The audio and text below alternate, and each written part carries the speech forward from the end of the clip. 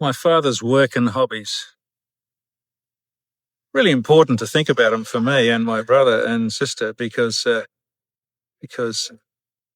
Dad struggled a lot, and yet he was someone who had a tremendous impact on the community and on his children in terms of a sense of service and how to be a good dad. Frankly, Dad sort of great student as a kid. I think he's had a bit of ADD. I know when he was at school, he got into trouble because he was supposed to be at school, but he was down in the city playing billiards. So his parents pulled him out and put him into a private school. They didn't have much money, so I don't know how they did that. But he then joined the Navy. And that's where he really excelled. He he just went in as a normal rating, but he ended up as a sick berth chief petty officer, which is like a medic.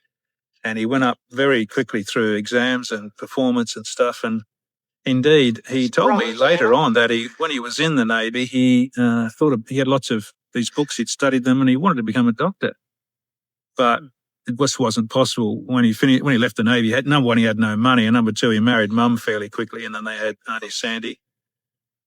Sorry, my sister Sandy, and so he just couldn't possibly be a doctor. But I've got to give Dad a bit of affirmation here. When my brother and I went through school, sorry to say this, but we were ducks of school. We clearly could choose any career we wanted. And it would have been a perfect opportunity for Dad to say, because I asked Dad, I said, what do you want me to be, Dad? I mean, Dad was my hero and I listened to him. What do you want me to be? And it would have been so easy to say, be a doctor and to fulfill his unfulfilled dream. But he didn't say that. He did not say that. And I give great credit to him because in the medical school where I teach, so many kids are fulfilling their parents' dream, their parents' bragging rights. And that wasn't of interest to Mum or Dad, even though neither of them had ever finished high school. Dad, he worked in various basic jobs. He was a lino layer for a department store in the city, and then he did night school and did some accounting degrees. Not degrees, but post training, and then he became a clerk in a factory and stayed working his whole life as a clerk in a factory fairly locally. He's very close to his surviving brother, Ralph, and his sister, Mary. And they were lovely people, very important in our lives as well. On the good side, he was sort of dad who talked to you. I think that's what was really important to me and my brother and sister. Certainly to me, I can only speak for me, really. Dad would sit down and have a man-to-man chat. I learned the birds and the bees from Dad, and he talked about values. And if I was going out, because I grew up in a working-class area, there's a lot of trouble, he wouldn't say, don't you dare get picked up by the police or I'll be furious and give you a belting. He said, look, mate, there's all sorts of things you can do. But I trust you. I believe in you. And if you get into trouble, I won't reject you, but I'll be disappointed because I trust you and believe in you. And that's been a very important part of my life, my fathering, and how we talk about the Fathering Project. He also used to take us out camping. We went out camping in the bush, often fairly spontaneously. I'm not sure what Mum thought. Dad would say on a Friday, hey, let's all go out camping for the weekend. We had no tent, just find some bush, sleeping bag, get a campfire, catch some jugs. He took us swimming early in the morning in the summer. All of us piled us into the car and we'd go swimming. Every Christmas, we couldn't afford a Christmas tree, so we'd go out into the bush and he would take an axe, just cut down a tree and stick it. It was like an annual ritual.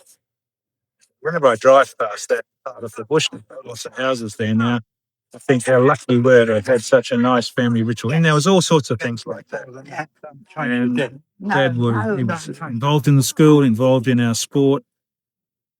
And he was also a role model for work in this way. He had a strong work ethic. He taught my brother and I about all the chores, and it was your responsibility, mowing the lawns, chopping the wood.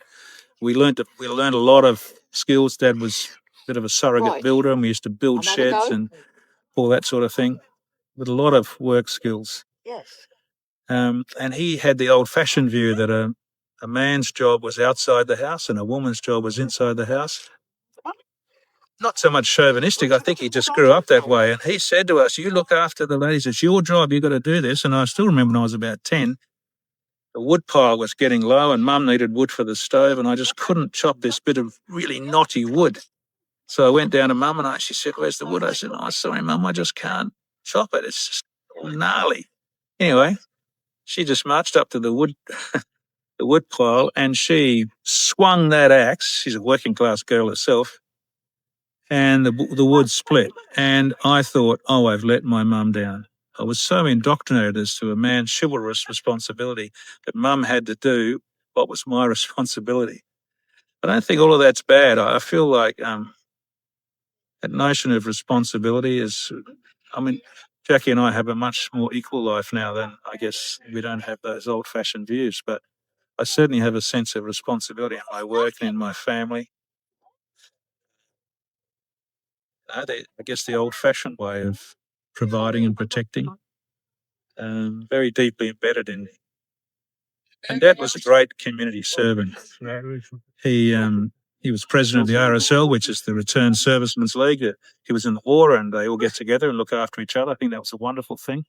And they used to look after each other as they got older and the widows and that sort of thing. And generated huge respect for me and my brother when we went to the dawn services, respect for servicemen and what they did for us, their sacrifices. And that's helped me in life to be much more grateful and more resilient. And I think if you're watching this, teach your kids what price was paid for what they have, particularly through, the sacrifice of young men by and large. And it can give them resilience and an attitude of gratitude. An attitude of gratitude is a great component of resilience if they can get that. Think about what they've got rather than what they haven't got. Dad also gave us, if you like, a mantra. You don't judge success in life by what other people say about you or how much money you have. You judge success in life by whether you've made the world a better place. And that's really stuck with me, and that's been my mantra in life.